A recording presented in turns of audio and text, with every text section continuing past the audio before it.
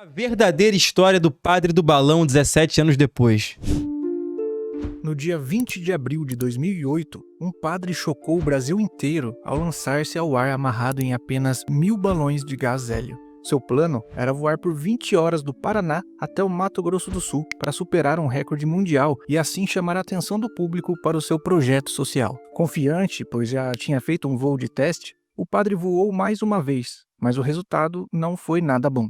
Adelir ficou desaparecido até julho daquele mesmo ano, quando somente metade do seu corpo foi encontrado próximo à costa de Maricá, no Rio de Janeiro. Na data de publicação desse vídeo, 20 de abril de 2025, o caso completa seus exatos 17 anos. Vamos relembrar a história de Adelir de Carli, popularmente conhecido como o Padre do Balão, que virou meme, mas que na verdade tem uma história bem triste. Adelir de Carli aí, ó. Existem pessoas que não acreditam que haja motivo para a nossa existência. Por outro lado, existem pessoas que acreditam no completo oposto e que a nossa existência tem um propósito bem definido e são capazes de tudo para cumprir o que acreditam ser a sua missão de vida. Adelir de Carli, o padre do balão, definitivamente... Vocês já encontraram qual é o propósito da vida de vocês? A missão da vida de vocês? Já pararam pra pensar sobre isso? Ou nunca refletiram? Segundo tipo de pessoa. Adelir Antônio de Carli foi um personagem que marcou história de forma curiosa e trágica. Nascido em Pelotas, no Rio Grande do Sul, no dia 8 de fevereiro de 1967, ele ficou conhecido por uma tentativa ousada que acabou em desastre. Um voo com balões de gás hélio que terminou no Oceano Atlântico. Mas antes desse episódio, a vida do padre já tinha sido um tanto quanto conturbada. Quando ainda era criança, viu seus pais se separarem e acabou se mudando para o Paraguai com a sua mãe. Aos 15 anos, infelizmente ele perdeu a mãe para um câncer na garganta. Sem muitas opções, voltou para o Brasil e se reaproximou do pai, que morava em Eldorado, no Mato Grosso do Sul. Foi então que tentou algumas profissões. Primeiro, trabalhou como borracheiro, como o pai, mas logo descobriu que não queria seguir trabalhando com isso. Depois, foi frentista num posto de gasolina do tio, e ainda arrumava tempo para pintar toalhas como uma renda extra. Com o tempo, ele seguiu um caminho bem diferente. Entrou para o seminário em Paranaguá, no Paraná, e se tornou um padre. Sua primeira atuação foi na pequena cidade de Ampere, no sudoeste do estado.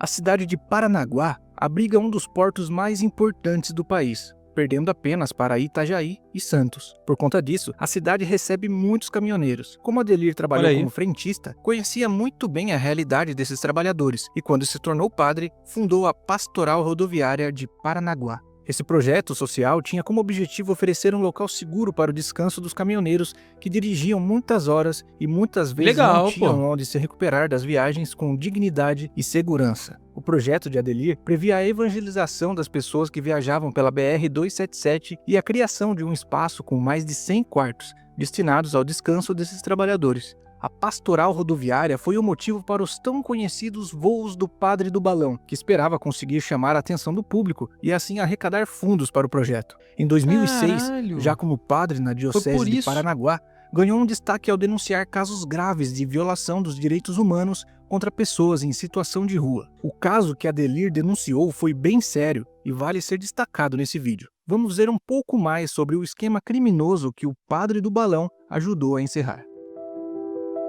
A denúncia. Em sua denúncia ao Ministério Público, Adelir relata que essas pessoas de Paranaguá estariam sendo abandonadas em outras cidades para que não conseguissem voltar sozinhas. Esse seria um meio adotado pelas autoridades para limpar as ruas. Segundo Adelir, as pessoas em situação de rua eram abordadas na madrugada e obrigadas a embarcar em um ônibus que os levava para bem longe. Com base na denúncia de Adelir, a Polícia Civil abriu uma investigação que constatou que guardas municipais retiravam e torturavam as pessoas em situação de rua da cidade. Depois, as deixavam abandonadas nas periferias das cidades como Curitiba e Registro, em São Paulo. Isso me lembra aquela cena do Tropa de Elite dos caras jogando o corpo um na comunidade do outro, né? Só que os caras estão fazendo isso na vida real com um morador de rua. Tipo assim, estão tirando de uma cidade e botando na outra pra sair do domínio de um governo, né? Bizarro isso, cara. O caso resultou em 5 prisões, o secretário municipal de segurança e 4 guardas municipais de Paranaguá. Inspiração. O que pouca gente sabe é que Adelir não tirou essa ideia do nada. Ela teve uma inspiração bem forte no que o norte-americano Larry Walter fez em 2 de julho de 1982. Larry sonhava em ser piloto de avião desde criança, mas esse sonho não foi possível de ser realizado, pois Walter possuía uma visão limitada, deficiência que tornava impossível a profissão de piloto. Com uma cadeira de praia e 45 balões meteorológicos cheios de gás hélio, Larry partiu de San Pedro, alcançando uma altitude de mais de 4.600 metros, levando somente um rádio, uma arma de chumbo e um sanduíche. O plano de Walter era atirar nos balões para diminuir a altitude, porém após atirar em 2 balões, Larry derrubou a arma e seguiu sem ter como controlar seu voo. Eventualmente, os balões se prenderam à rede elétrica, causando um apagão de 20 minutos em Long Beach. Larry conseguiu pousar com segurança, mas foi preso assim que tocou o chão. Pagou uma multa de $1.500 e entrou para a história. A cadeira que ele usou atualmente está em exposição no National Air and Space Museum em Washington, D.C. Apesar de parecer que esse caso teve um final feliz, em 6 de outubro de 1993, aos 44 anos, Larry cometeu suicídio. Meu Jesus. Primeiro voo. Outra coisa que muitos não sabem, e eu também estou incluído nessa, é que o padre já tinha feito um voo como aquele antes. Adelir fez um voo de teste usando 600 balões e foi de Ampere, no Paraná, até San Antonio, na Argentina. Nessa primeira viagem, que foi como um teste para fazer aquela que bateria o recorde de Larry e Walter, foram percorridos 25 quilômetros a uma altitude de 5.300 metros acima do nível do mar. Além disso, antes de tudo, Adelir já possuía um histórico de aventureiro. Ele afirmava ter experiências com esportes como paraquedismo, parapente e mergulho. Porém, logo depois do evento que tirou sua vida, um instrutor que deu aula para o padre disse que ele foi convidado a se retirar do curso, pois a sua frequência era muito baixa. Em entrevista, o instrutor disse que a frequência era muito importante naquele tipo de curso, pois eram ensinadas coisas essenciais para a prática segura do esporte. Deixa eu só ver aqui, rapaz. Começou a chover aqui em casa. Se tem uma coisa na varanda que eu tenho que tirar. Era uma manhã chuvosa em Paranaguá, no Paraná, mas centenas de fiéis, curiosos e jornalistas se reuniram para acompanhar a decolagem do padre Adelir. Antes de partir, sob um céu nublado, o sacerdote celebrou uma missa, pedindo proteção para sua jornada. Mesmo com o tempo ruim e várias pessoas o aconselhando a não decolar naquele dia, Adelir insistiu que estava tudo bem e que iria voar mesmo assim. Não é teimosia voar com essa chuva? Não, porque eu vou subir acima dela. Então, na verdade, o que nos desgasta é a questão da montagem disso aqui e depois, 10 minutos eu ultrapasso ela. E depois vou voar sempre em tempo bom. Às 13 horas, preso a uma cadeira suspensa por 1.000 balões de gás hélio, ele decolou rumo a Dourados, em Mato Grosso do Sul, em uma viagem que deveria durar 20 horas para bater o recorde, que na época era de 19 horas. O padre levou poucas coisas com ele no voo: um paraquedas, roupas térmicas, um aparelho GPS, um telefone por satélite, coletes salva-vidas e suprimentos. Na teoria, ele estava bem preparado, mas apenas 20 minutos após a decolagem, algo surpreendeu a todos. Adelir atingiu uma altitude assustadora de 5.800 metros, quase o dobro da altura que estava em seus planos. Em seu último contato, sua voz soava calma, mas o frio extremo já era evidente. Graças a Deus estou bem de saúde, consciência tranquila. Está muito frio aqui em cima, mas está tudo bem. Eu preciso entrar em contato aqui, eles me ensinam a operar esse GPS aqui para dar as coordenadas de latitude e longitude, que é a única forma que alguém por terra pode saber onde eu estou.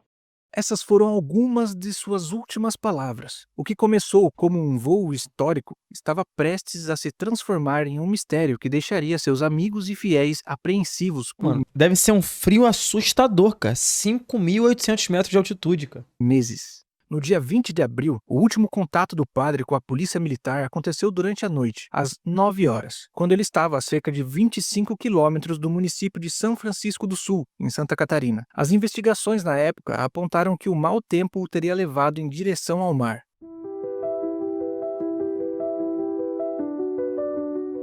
Por meses, o padre Adelir permaneceu desaparecido, enquanto uma das maiores operações de busca do litoral brasileiro se mobilizou para encontrá-lo. A Marinha, a Aeronáutica e um grupo de bombeiros voluntários dedicaram semanas vasculhando o mar de Santa Catarina sem sucesso. Até que em 4 de julho de 2008, quase 3 meses depois de desaparecer, um barco rebocador que prestava serviços à Petrobras encontrou o que todos queriam, mas temiam encontrar. Os restos mortais de um homem foram encontrados flutuando próximo à costa de Maricá, no Rio de Janeiro. Para confirmar a identidade, foi realizado um exame de DNA no Instituto de Pesquisa Genética Forense. Comparando o material com uma amostra do irmão de Adelir, o Moacir de Carli, o resultado confirmou o pior. Eram mesmo os restos do padre. Outra coisa que eu só descobri fazendo esse vídeo e que deixou a história com um tom bem mais sinistro é que encontraram o corpo do padre, mas só metade dele. Somente a metade inferior do corpo foi encontrada. A suspeita é que a Nossa! outra metade pode ter sido comida por animais marinhos. Seu corpo foi levado para Paranaguá, onde fiéis emocionados o receberam com uma salva de palmas em vigília na paróquia de São Cristóvão. Uma missa solene foi celebrada em sua homenagem antes do sepultamento final, na cidade de Ampere, encerrando uma das histórias mais trágicas e misteriosas da aviação brasileira.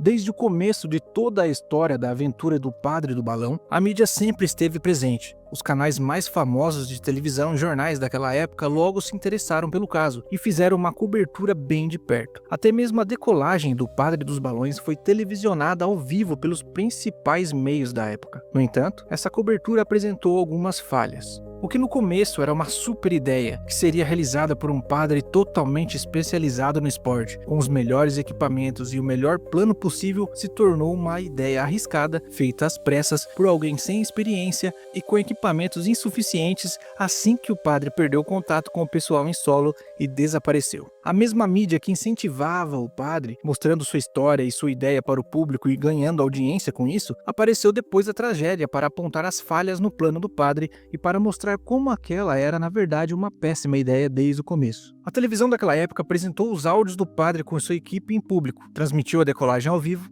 entrevistou instrutores do padre, que disseram que ele foi desligado do curso por faltar muito. Ele teve uma frequência muito baixa no curso e com essa frequência as coisas começaram a se tornar um pouco complicadas, as coisas começaram a se tornar um pouco perigosas. Então eu aconselhei que você desligasse do curso e buscasse um outro tipo de esporte. A mídia, ao longo do tempo, foi apresentando cada vez mais erros e problemas na aventura do Padre do Balão, descredibilizando cada vez mais, uma atitude completamente diferente da que tiveram no começo dessa história toda. Agora, como opinião pessoal, ao meu ver, toda a atenção que a mídia deu à história deslumbrou o padre que, vendo toda a comoção que causou, viu uma grande chance de atingir um público muito maior e não poderia desistir de forma nenhuma. Com toda certeza, esse foi um fato muito importante para que o padre não desistisse de voar naquele dia, com aquele tempo ruim, pois caso desistisse, ele perderia, de alguma forma, todo o apoio que a mídia havia conseguido para ele e sua causa até aquele momento. Lembrando que essa última parte foi apenas a minha opinião. Comenta aí abaixo se você concorda comigo ou não. Nós podemos começar um debate sobre isso, mas por favor, com muito respeito e paciência. Concordo com o amigo aí do vídeo. Acho que é isso, assim. Eu acho que talvez se não tivesse a repercussão que teve, a que acontecesse isso, porque querendo ou não, como um negócio de mídia, isso dá muita audiência, né? Uma loucura dessa dá muita audiência, talvez tenha impulsionado ele a fazer isso de uma forma até menos preparada do que ele deveria estar. Então eu concordo 100%. E óbvio que quando dá errado, a mídia vai ter que retratar isso como uma coisa negativa em algum momento, porque, porra, foi uma decisão, assim, do ponto de vista nosso aqui hoje, fala assim, cara, que estupidez ele ter feito isso, mas na época todo mundo achou viável, né? Então, foda.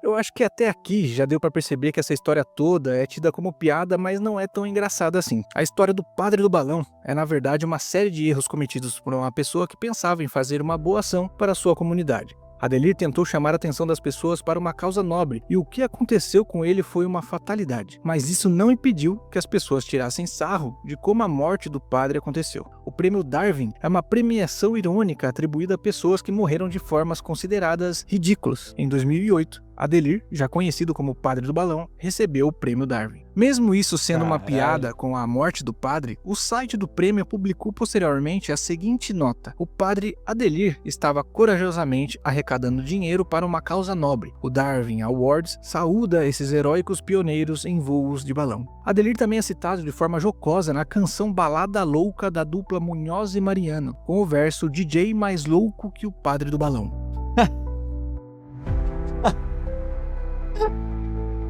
O maior sonho de Adelir não era voar.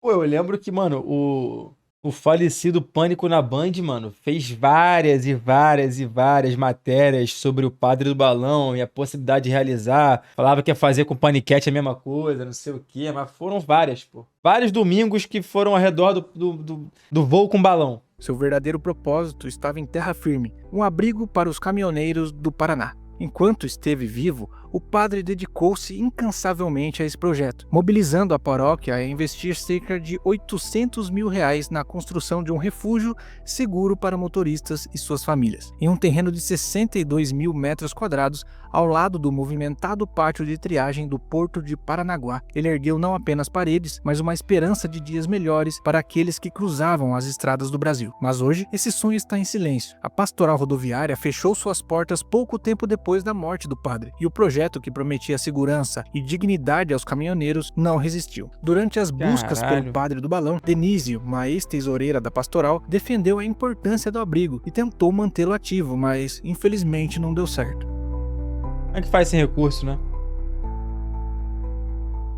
Em 2025, o médium Ricardo Sanches de Andrade alegou ter recebido a psicografia de Adelir. Na carta, ele descreve como tudo aconteceu. O padre diz que tentou entrar em contato pelo telefone, mas como não sabia operar, não conseguiu. Essa carta também descreve os últimos momentos do padre ao cair na água, em que ele tenta se salvar, mas como sabemos, ele acabou não conseguindo. Eu não vou descrever esses trechos aqui, pois simplesmente não acredito que isso seja verdade, e para não correr o risco de desrespeitar a memória do padre, eu não vou descrever. Você pode encontrar essa tal carta nas fontes desse vídeo, disponibilizadas aí abaixo, ou na descrição, ou no primeiro comentário desse vídeo.